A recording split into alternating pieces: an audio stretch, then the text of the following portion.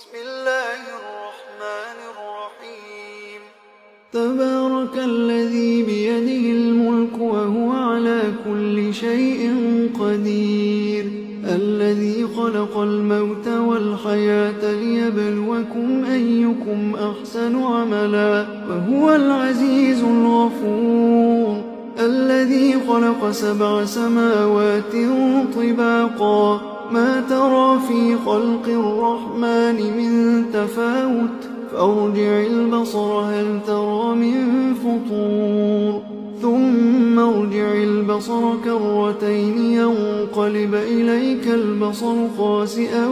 وهو حسير ولقد زينا السماء الدنيا بمصابيح وجعلناها رجوما للشياطين وأعتدنا لهم عذاب السعير